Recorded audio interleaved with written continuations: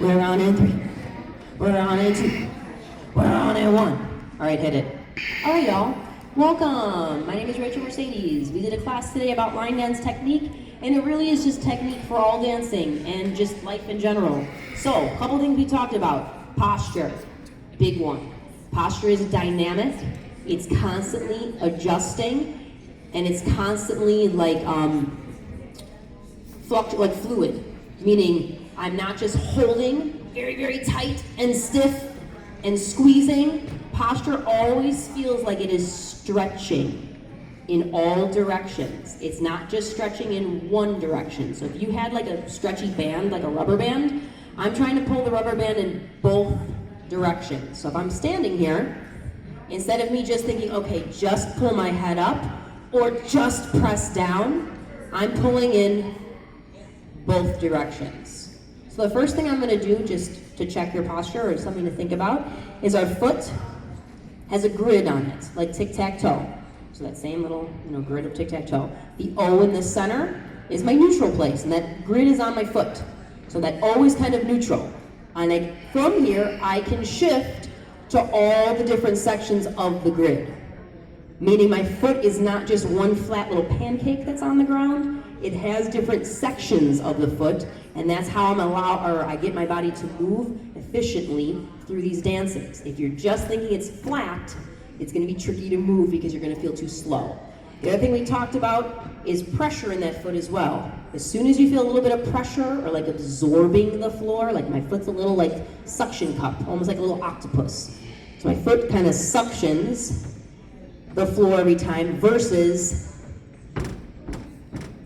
just kind of stomping that flat foot. When I know that there's sections of my foot or that grid, I can land much more softly.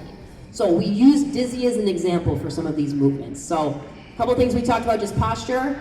Again, that foot. My tailbone is going to point to the floor. I'm not popping it up, nor am I tucking it under. And my torso feels like it's filled with air in all directions. Front, back, side, side. My head feels like it's being pulled like a string to the ceiling, which feels like my body just kind of hangs underneath it. Okay, so we're using dizzy as an example. We're taking our rock forward. Again, I'm checking my posture before I even get started. I can feel the grid, all those things. We did our rock step. I can feel the pressure on my feet every time I'm moving. Did my coaster step, can still feel that pressure and can still readjust my balance.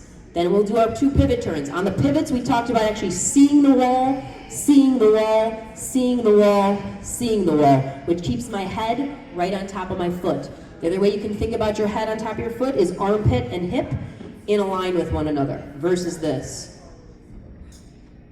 or that. So when I'm turning, coaster step, armpit and hip in a line. From here, we have to walk across ourselves, so we have to rotate on our standing leg to get our left leg free. I can't just step across myself. So I'm taking my hip bone to my heel. Boom. Frees up my left leg, I can walk across.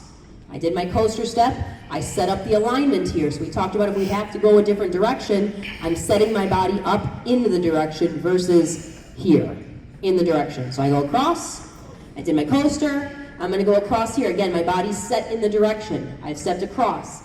Armpit and hip, head right on top of the foot.